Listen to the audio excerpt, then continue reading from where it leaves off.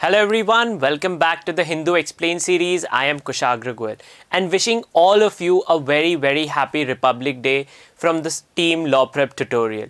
And as you know, today is the 72nd Republic Day of India. And as all of you are about to become aspiring lawyers or law aspirants in general, the Republic Day is a special day for all of us, right? It's a day that marks the beginning of constitutionalism in India. That is, that now we are governed by a single document that is supreme above all of us, right? And it's a belief, the systems within the constitution that have held India together for almost 3/4 of a century, right? And it is the prerogative of all Indians to uphold the constitution. And on that note, I have a question for all of you. Which was the session of the Congress, Indian National Congress, in remembrance of which 26th January is celebrated as the Republic Day? The Constitution, as you know, was completed by 26th November 1949, as it is stated in the preamble. But to mark a special occasion of the freedom struggle, a session at the Congress had taken place where they had asked for Poon Swaraj, right? What was that session where on 26th January we had marked for this, and in remembrance of which we marked 26th January as the day when the constitution came into force? So let me know in the comments section, and once again wishing all of you a very happy Republic Day, right? So I'll begin with, a lot of you had doubts about especially confusing yourself with certain issues within the Middle East, right? So see, the issues with Iran are separate than all the other countries, right? So for example, the Abraham Accords, all of that is a separate matter altogether. So don't confuse yourself from that perspective, all right? So now let's begin with today's newspaper. So on the front page, on the left hand side, there is an update that the farmer tractor rally will also be held after the Republic Day parade would have been. I'm hoping by the time you all are watching this, the Republic Day parade would be over and the farmers tractor rally would be going on. Then on the left hand side, there is update of further scuffle between the forces of China and India at Nakula in Sikkim. Now the army has stated that this has been dealt with and there were no major injuries involved, right? Ahead of that, before the 72nd Republic Day, the presidential address was there, and our incumbent president Ramnath Kovind highlighted how the government is committed to farmer welfare, addressing adequately mobilized to thwart any undermine national security, which is in reference to the struggle between India and China at the borders, right? And then there is update about Padma Awards and Wartime Peace Gallantry Awards that were also issued, right? Now, usually during the Republic Day parade, before the beginning of the parade, the Gallantry Awards for peacetime and wartime are issued. But because of COVID, those awards will not be given before the Republic Day parade this year, right? So at the end, we will be talking about all the awards that were given to different people, all right? Then there is another update with regards to constitutional challenge of the UP conversion law. See, this is something, it's an ordinance not yet approved by the legislature of Uttar Pradesh, but was challenged in the High Court, alright. Now, there were two levels of interlingam in this, right? While the petition for challenge was ongoing in Allahabad High Court, the Uttar Pradesh government moved to Supreme Court. Now, Supreme Court has given an order that it will not interfere in the proceeding of the High Court, and it will not, and the High Court will be the one that will be dealing with the law, the constitutional challenge of the law, alright? And secondly, the final hearing for this matter has now been put for February 2nd, alright? Moving ahead on the national news, it's more about, for example, about the Republic Day parade and politicians thanking different spectrums of workers for their contribution throughout this 1 year, right? Different chief ministers of different states celebrating the Republic Day, all of that, and then so we'll move ahead to the editorial page, all right?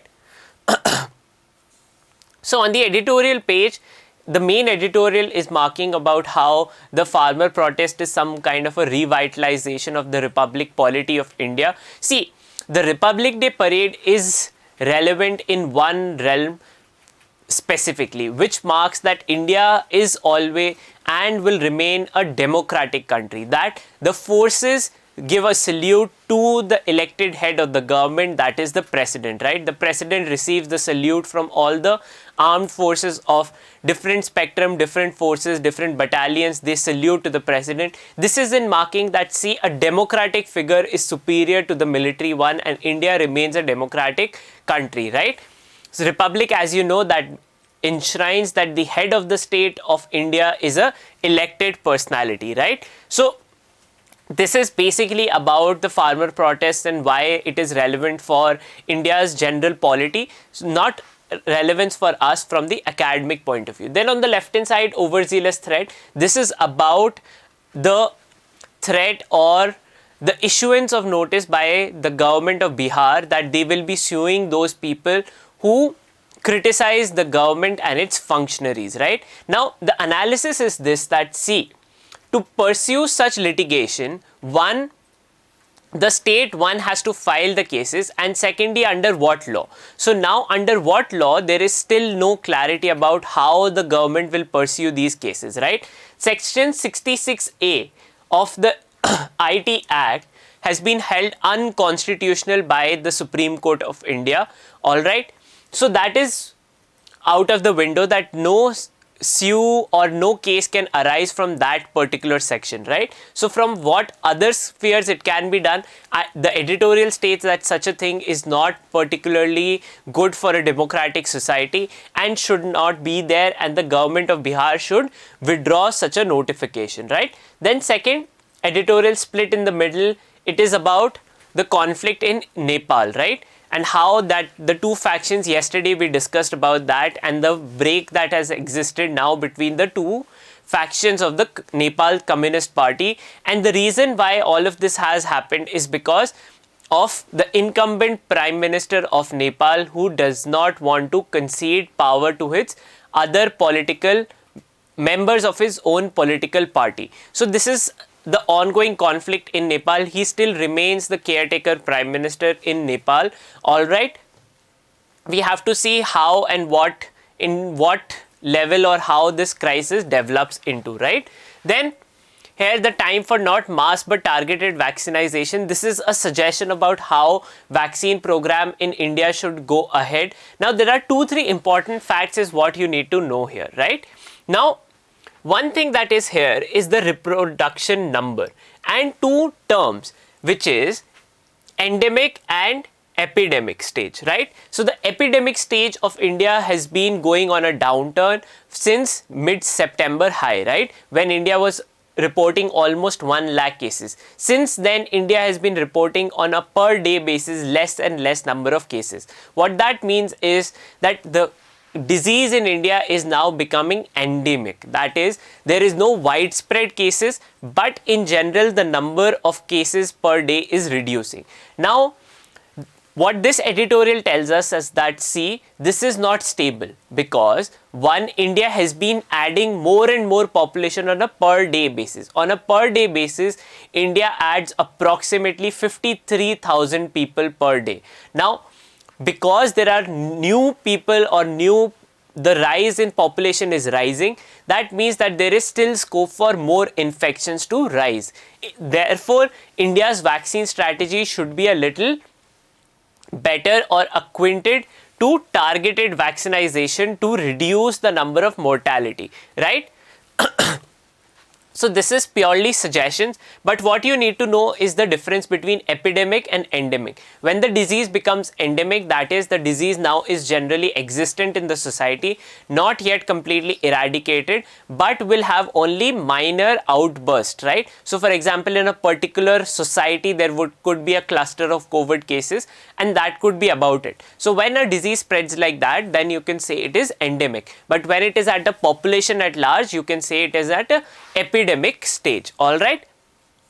Then moving ahead, On the left hand side of the op-ed is about how budget should be generally prepared and an economic analysis from different economies, economic theories not relevant from our perspective. Then the second one, can the Biden-Harris team save the planet? So this is C. The US has rejoined the Paris Agreement, but will they move ahead from what is required? That C. US, being the largest economy of the world, has to take some amount of lead about climate change in general. And what it tells us is that C. Even during the Obama administration, the US politics was only about pressurizing the developing countries and other countries to move towards climate healthier practices or sustainable development, but not actually funding such a development. Because the reason why US should be funding all of this is because the legacy carbon emissions. What are legacy carbon emissions? So the earth has been heating up since the 19th and 20th century. Now, who has been causing that? It is the current developed economy and more or less the United States, right? The United States was the leading industrialized economy. It was the legacy carbon emissions that their economy did for 200 years unchecked that have caused the initial impact of climate change. So they bear some burden about it. And will Biden and Kamala Harris administration actually do something to address or undertake the responsibility that US has towards climate change is what we have to see. All right. There are certain facts from this editorial which you should make a note of. That is when the UNFCCC or the beginning of the climate change debate, all of that. So therefore this editorial, this op-ed is something that all of you should give a read. Make a note of things that you did not know about. For example, the Earth Summit in 1992, all of that is something that you should know. All right. Then on the left hand side, how China might tackle the Biden presidency. Joe Biden will face China that believes increasingly in taking the fight to the opposition. So see, now China believes that it has arrived at the world stage and would not mind going toe to toe with US. All right, so this is speculation about how they will, but we can sense a more confrontational China. Our response to that is something we saw at the World Economic Forum. We'll come to that news in a bit, right? Then here is about how women are so unsafe at home in India. That is rising number of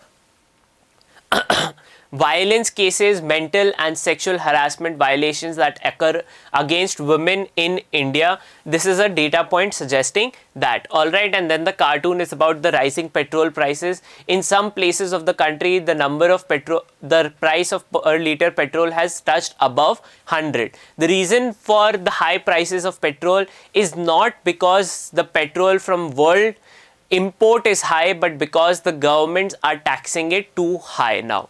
Right? Moving ahead with the other national news. All right. So on the national front, there is the most important news about these awards. We will be discussing them in a little bit more depth. All right. Mahavir Chakra, Padma Bhushan, no Bharat Ratna were awarded, no Paramveer Chakra were awarded this year. All right. So moving ahead about how India is going to expand its vaccination drive in the coming weeks.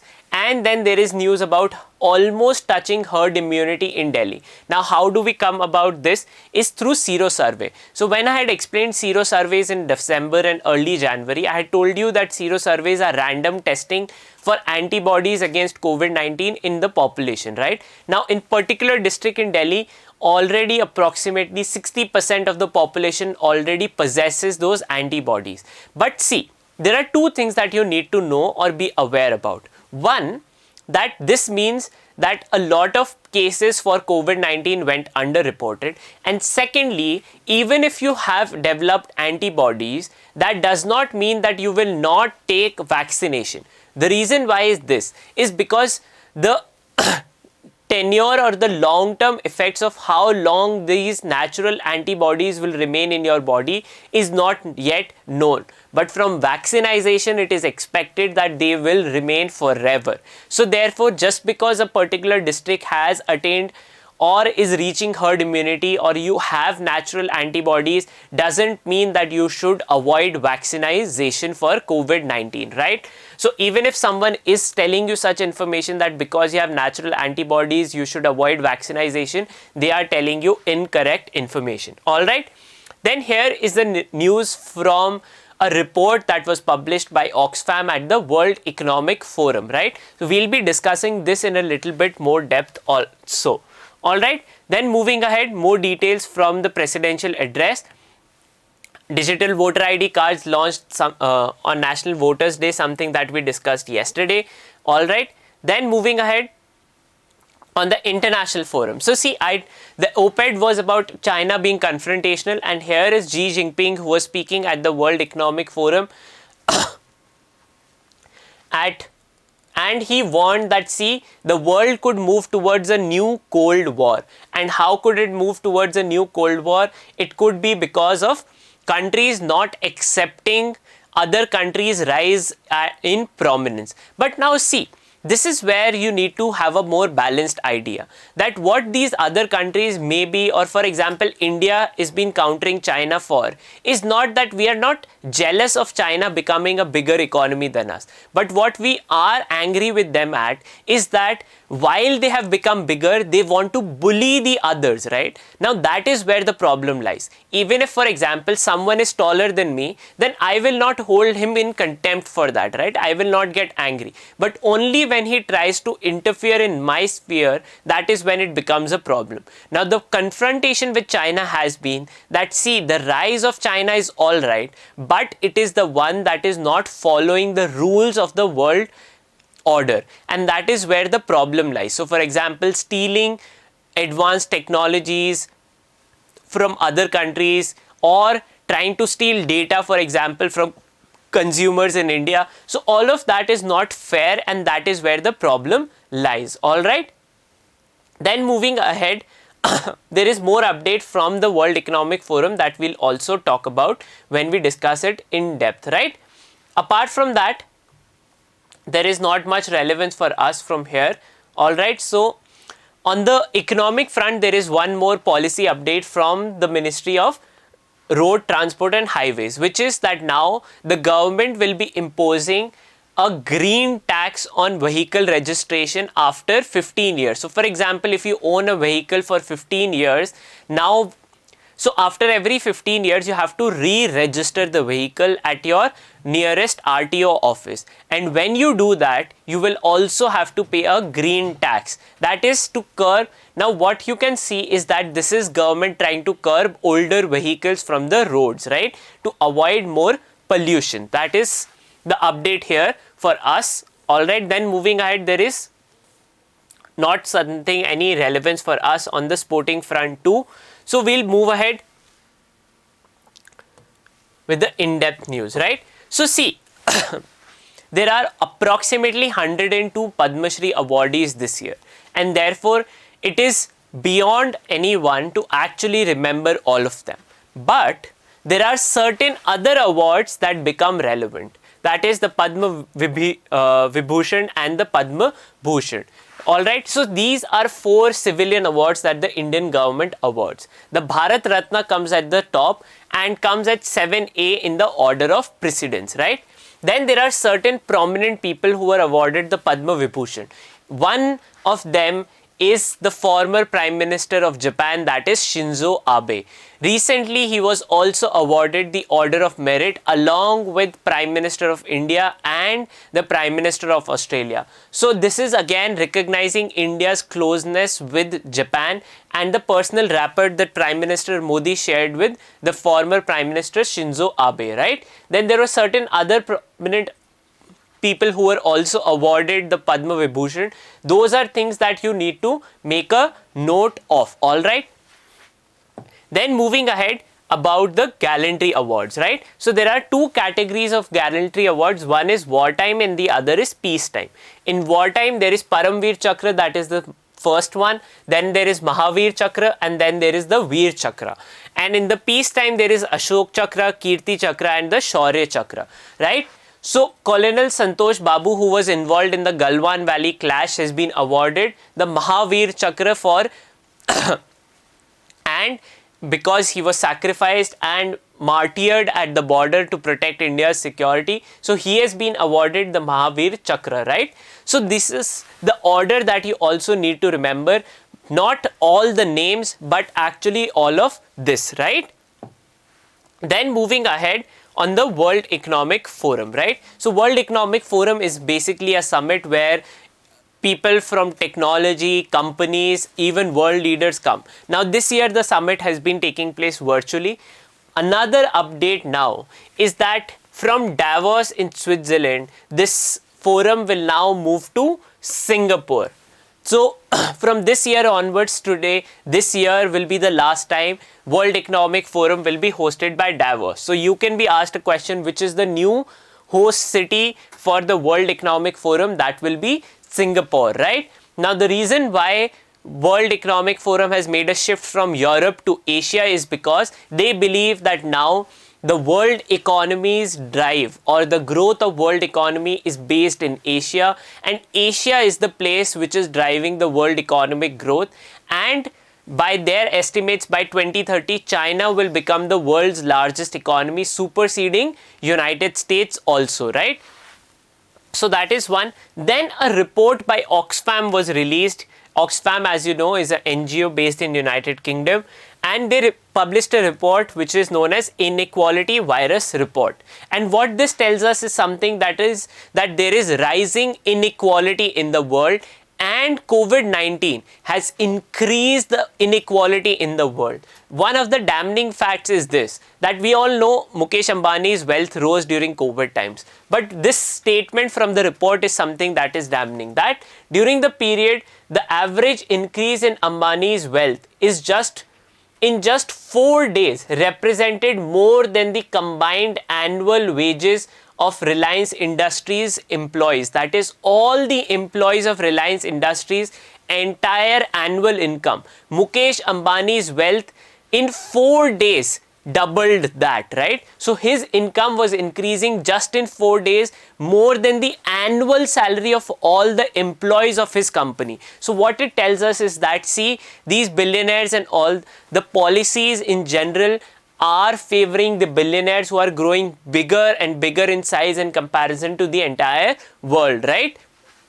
Even above their employees, right?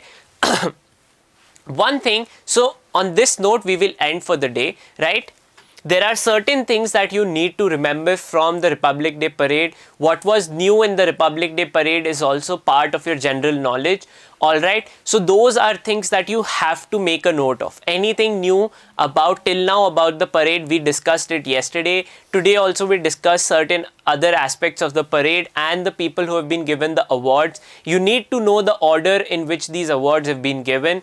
About the World Economic Forum, see, not all the names become relevant, but some of the prominent ones are those you have to remember. There is no escape from that, and they can be asked as part of your general knowledge questions, if not in CLAT but in ILAT. So you have to be prepared, and therefore, see, the Hindu newspaper also has a picture of all the people who have been awarded Padma Bhushan and Padma Vibhushan, right? So therefore, you need to make a note of all those personalities who have been given the award this year, because they can become part of questions that can be asked from you all. So on that note, I will end for the day. Once again, a very happy Republic Day to all of you. I suggest all the aspirants should give a read to the preamble of the Indian Constitution. It can be part of one of your questions for static GK or Constitution. Therefore, on the Republic Day, make sure you give the Constitution preamble a read at least. Alright, thank you so much. If you like the work that we are doing, please give this video a thumbs up, and if you are new to the channel, do subscribe to it.